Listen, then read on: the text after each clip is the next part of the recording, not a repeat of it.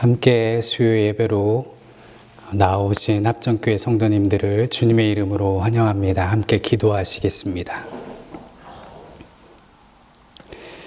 하나님 아버지, 이 땅의 수많은 만남 가운데 특별히 교회 공동체로 우리가 주님 안에 만나게 하심을 감사드립니다. 우리가 가야만 하는 여러 길들 속에서도 오늘 말씀을 통하여 두려워하지 않고 평화의 경작자로, 평화의 연결고리로 끝까지 잘 감당하도록 늘 주님 안에 거하는 우리 모두 되게 하옵소서. 함께 모여 예배할 수는 없는 환경과 상황이지만 두세 사람이 모인 곳에 역사하시는 하나님을 믿으며 말씀이 능력이 되는 예배와 삶이 되게 하옵소서. 예수님의 이름으로 기도합니다. 아멘. 함께 보실 하나님의 말씀은 에베소서 4장 31절로 32절 말씀입니다. 제가 봉독해 올리겠습니다. 너희는 모든 악독과 노함과 분냄과 떠드는 것과 회방하는 것을 모든 악의와 함께 버리고 서로 인자하게 하며 불쌍히 여기며 서로 용서하기를 구하님이 그리스도 안에서 너희를 용서하심과 같이 하라. 아멘. 구약 성경에서 출애굽의 과정을 보면 하나님의 은혜로 이스라엘 백성은 홍해를 건너게 됩니다. 너무나 대단한 기적을 백성들은 경험했기 때문에 그 큰 장벽 앞에서 백성들은 이 홍해만 건너면 고생은 끝나고 행복의 여정이 시작될 것이라 예상했을 것입니다. 아마 성경을 읽는 우리 모두는 역시 전개상 그것이 맞을 것이라 또한 예상하곤 합니다. 그런데 고난은 홍해가 끝이 아니라 시작점이었습니다. 상상을 초월하는 연단과 고난이 출애굽 여정에 기다리고 있었습니다. 홍해를 지나고 첫 번째 고난은 바로 갈증이었습니다. 갈증과 싸우며 사흘 길을 걸었습니다. 그리고 드디어 마라에 도달하게 됩니다. 사막의 오아시스 같은 존재였죠. 백성들은 너나 할 것 없이 벌컥벌컥 물을 마셨습니다. 근데 그 물을 마실 수 없는 쓴물이었던 것이었습니다. 백성들의 기대는 금세 실망으로 바뀌었습니다. 그 실망은 곧 하나님을 향한 원망으로 바뀌었습니다. 그랬더니 하나님께서는 그 물을 단물로 바꿔주심으로 백성들의 갈증을 해결해 주셨습니다. 백성들은 또다시 기적을 경험하게 됩니다. 그리고 그렇게 단물을 마시게 하고서는 출애굽기 15장 26절에 이르시되 너희가 너희 하나님 나 여호와의 말을 들어 순종하고 내가 보기에 의를 행하며 내 계명에 귀를 기울이며 내 모든 규례를 지키면 내가 이 애굽 사람에게 내린 모든 질병 중 하나도 너희에게 내리지 아니하리니 나는 너희를 치료하는 여호와임이니라. 아멘. 치료하는 여호와라 말씀하십니다. 전개상 갈증을 해결해 주셨으니 필요를 채워주시는 하나님, 공급자 하나님, 혹은 해결자 하나님이라고 해야 하는데 치료자라고 하십니다. 이상하지 않습니까? 마라는 잠언서에서도 나오는데 잠언 14장 10절에 마음의 고통은 자기가 알고 마음의 즐거움은 타인이 참여하지 못하느니라. 여기서 쓰인 고통이 바로 마라입니다. 마라는 원래 미각을 나타내는 쓴맛인데 인간이 경험하는 심리적 고통을 나타낼 때에도 마라라는 단어를 씁니다. 그러니까 이스라엘 백성을 바로 가나안으로 인도하지 않으시고 광야로 돌리시는 하나님의 메시지가 거기에 담겨 있다는 것입니다. 마라의 쓴물을 통해서 현장 교육을 시키시는 것입니다. 써서 마실 수 없는 것처럼 너희 내면에 쓴물과 같은 상처가 있는데 과거에 경험했던 종살이에서의 상처와 아픔, 악재와 억압, 그것들을 치유하시겠다는 말씀입니다. 여러분, 이스라엘 민족의 실제 특기가 무엇입니까? 원망과 불평입니다. 너희들 내면에 쓴물이 올라오고 상처가 올라올 때에 여호와 나를 의지하라는 메시지입니다. 오늘을 살아가는 우리도 마찬가지입니다. 홍해를 건넜지만 우리가 교회는 나왔지만 여전히 해결되지 못하는 상처가 있습니다. 오늘 본문 31절 말씀이 그 증거입니다. 모든 악독과 노함과 분냄과 떠드는 것과 회방하는 것을 모든 악의와 함께 버리고, 버리라는 것은 여전히 그 모든 것들이 예수 믿었음에도 불구하고 남아있다는 것입니다. 그러니까 방심하지 말고 날마다 주님을 의지해야 한다는 말씀입니다. 시편 34편 18절 19절에 여호와는 마음이 상한 자를 가까이 하시고 충심으로 통회하는 자를 구원하시는도다. 의인은 고난이 많으나 여호와께서 그의 모든 고난에서 건지시는도다.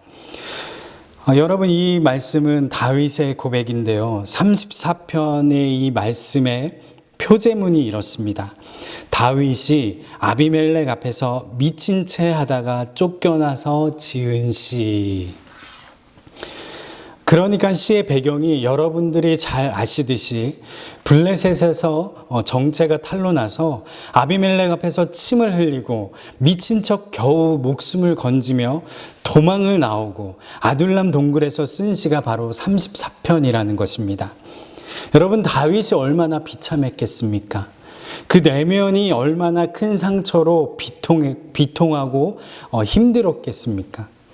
그런데 다윗이 이렇게 고백한 겁니다. 여호와는 마음이 상한 자를 가까이 하시고, 여기서 마음이 상한 자, 원어로 직역하면 마음이 깨져서 산산조각난이라는 의미에 가깝습니다.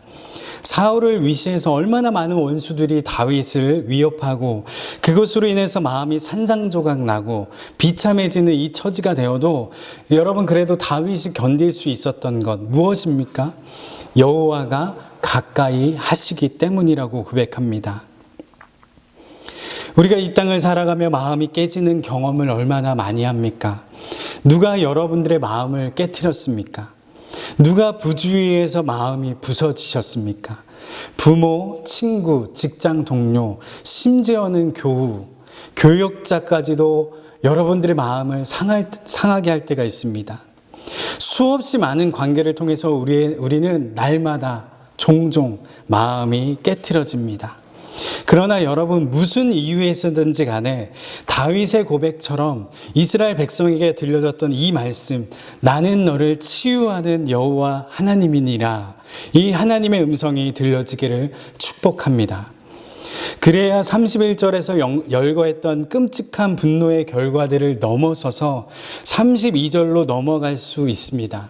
함께 예배하시는 여러분 모두가 그렇게 되기를 소망합니다. 어느 그래서 전쟁 중에 한 소대에 남아있는 무리라곤 소대를 이끄는 장교에게 있었던 수통 한 통, 그 한 통의 물밖에 남아있지 않았다고 합니다. 병사들 모두가 갈증을 느끼면서 장교의 수통을 바라보고 있는데 이를 알아챈 장교가 남은 한 통을 모두가 조금씩 나누어 마시자 제안을 합니다.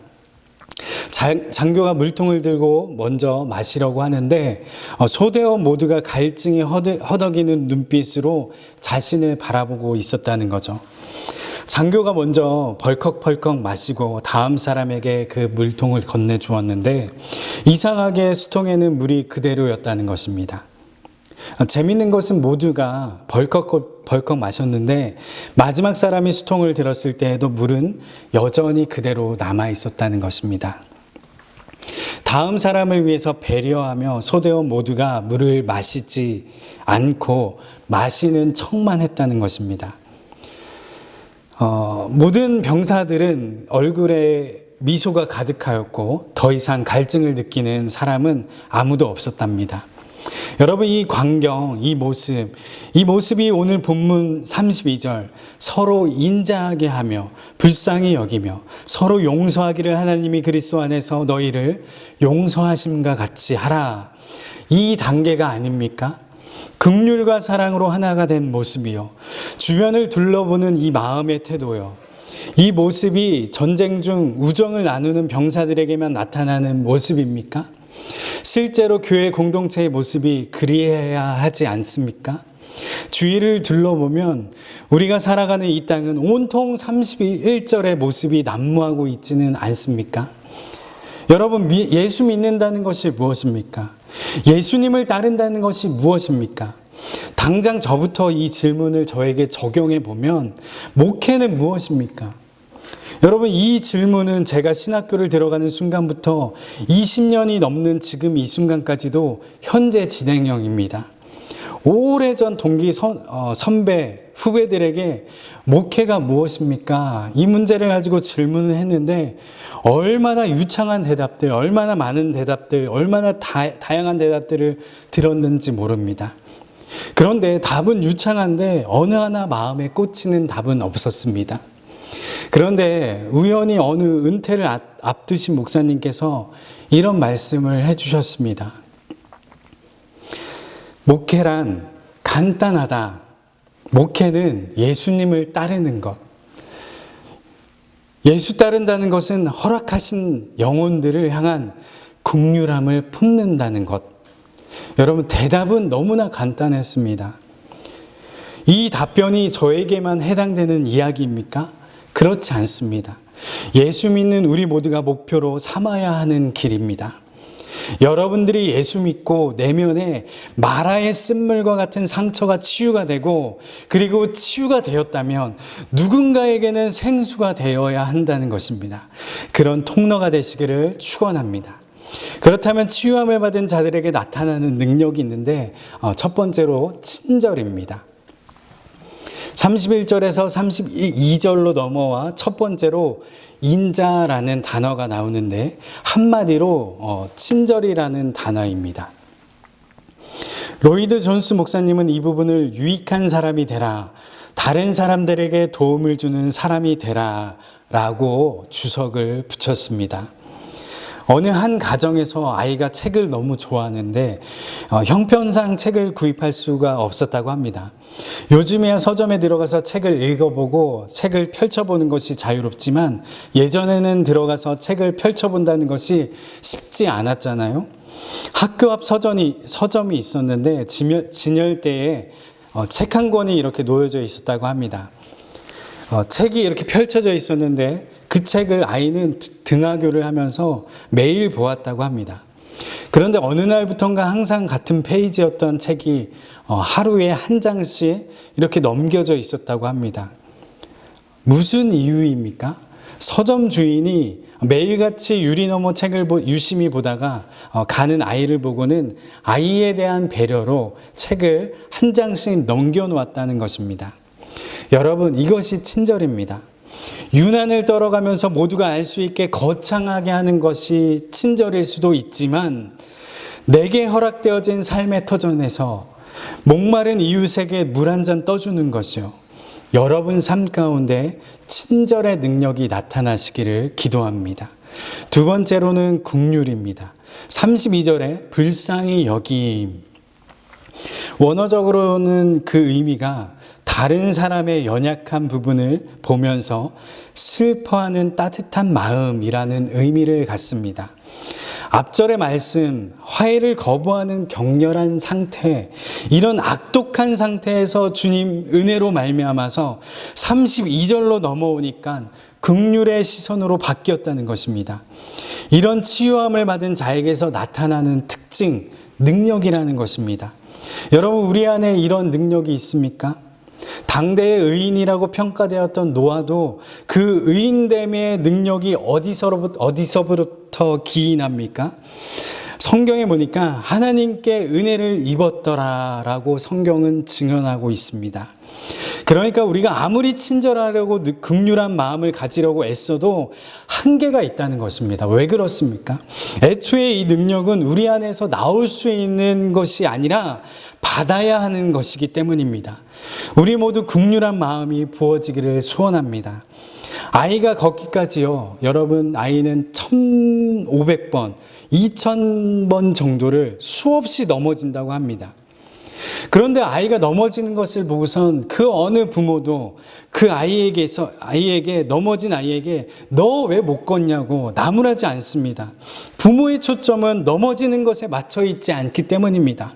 부모의 초점은 일어서는 것에 맞춰 있기 때문입니다. 그리고 그렇게 넘어지는 것을 보고 슬퍼하고 좌절하면서 통탄하지 않습니다. 당연하고 넘어지는 것이 너무나 당연하기 때문에, 왜 당연합니까? 일어서는 것이 너무나 당연하기 때문에 그것을 알고 기뻐하는 것입니다. 우리가 살아가는 이 시대가, 여러분, 교회가 저러면 안 돼, 교회 다니는 사람들이 왜 그래, 이런 소리가 끊임없이 들려와도 그 소리를 들으며 우리 교회가 왜 이렇지? 같이 통탄하고 좌절할 필요가 없다는 것입니다. 좀 넘어지면 아직 일어설 기회가 있다는 겁니다. 주님이 우리를 보며 그랬듯이 우리도 조금 넘어졌다고 통탄하면 안 된다는 것입니다. 교회에 나올 수 없는 상황이 되었다고 여러분 거기에 주저앉아 있으면 안 된다는 것입니다. 일어서시기 바랍니다. 더 기도하고 더 말씀에 집중하고 더 하나님과 친밀하게 나아가셔야 합니다. 우리가 그렇게 넘어지고 깨져도 끊임없이 몸부림치면 하나님 우리 몸부림을 귀히 보십니다. 또 누군가에게 받은 상처로, 그리고 또 그 상처로 또 다른 누군가를 미워하고 상처 준다 해도 부족함 인정하고 일어서시면 됩니다. 몸부림치시면 된다는 말씀입니다. 여러분, 그 모습을 하나님께서는 귀하게 보실 줄로 믿습니다. 그러다 보면 하나님께서 그 긍휼의 시선을 부어주실 줄로 믿습니다. 그렇게 긍휼의 능력으로 이 땅을 살아가시기를 주님의 이름으로 축원합니다. 세 번째로는 용서입니다. 32절 말씀에 서로 용서하기를, 로마서 5장 6절과 8절에 보면 우리가 아직 연약할 때에 기약대로 그리스도께서 경건하지 않은 자를 위하여 죽으셨도다. 의인을 위하여 죽는 자가 쉽지 않고 선인을 위하여 용감히 죽는 자가 혹 있거니와, 우리가 아직 죄인 되었을 때에 그리스도께서 우리를 위하여 죽으심으로 하나님께서 우리에 대한 자기의 사랑을 확증하셨느니라. 무슨 말씀입니까? 한마디로 하나님께서 우리에게 은혜를 부어주셨는데, 딱 한마디로 요약하면 용서의 은혜입니다. 여러분들에게 이 확증이 있으십니까? 저를 보면 목사의 자격이 없는데 나를 용서해 주셔서 하나님께서 이 반열에 세워주셨다면 그분이 나를 세워주셨듯이 나도 그렇게 용서하며 살아야지 하는 이 확증이요. 이 확증이 있습니까? 오늘도 이 땅을 살아가며 주변을 둘러보면 마음을 힘들게 하는 그 누군가가 매일같이 우리 주변에 생겨납니다. 분명히 누구나 한 명쯤은 여러분들의 마음을 상하게 하고 깨트리게 하는 그 누군가가 있습니다. 그러나 여러분, 주님의 이름으로 권면합니다.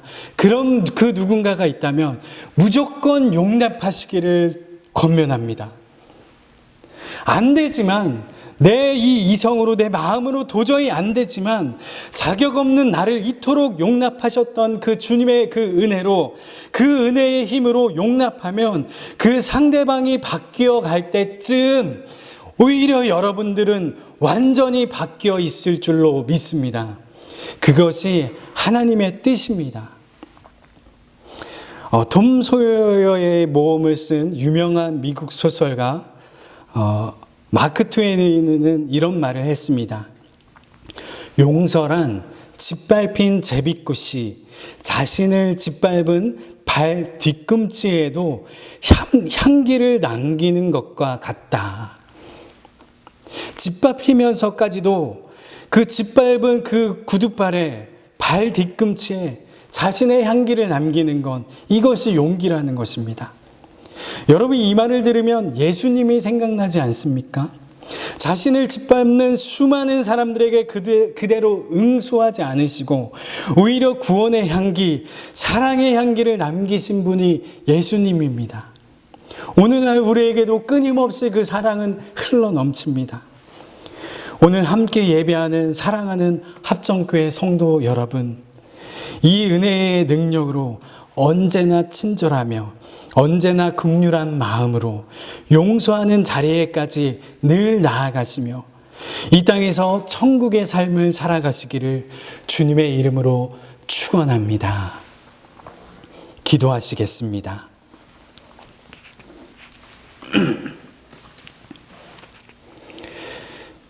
우리의 인생이 나봇처럼 살았다고 노래하며 슬피 우는 어제를 후회하는 인생이 아니라 하나님 안에 거함으로 상처의 인생이 아닌 친절의 태도와 긍휼의 시선으로 용서의 자리로 나아가 우리의 날들이 후회 없는 날들로 채워지는 하나님과 동행하는 아름다운 날들이 되게 하옵소서. 그것들을 깨닫고 그것들을 노래하며 그것을 간증하며 살아가는 지은 것이 하나도 하나님 없이는 된 것이 없는 아름다운 모든 우리의 인생이 되게 하옵소서. 주 예수 그리스도의 은혜와 하나님 아버지의 크신 사랑과 성령님의 감동 감화 교통하심이 모난 것은 모난 대로, 약한 것은 약한 대로, 상한 것은 상한 대로 받으시며 고치시며 새롭게 하시는 주님이심을 말씀대로 기억하기로 결단한 이 시간 함께 예배하는 모든 이들에게 이제로부터 영원토록 함께 하시기를 간절히 축원하옵나이다. 아멘.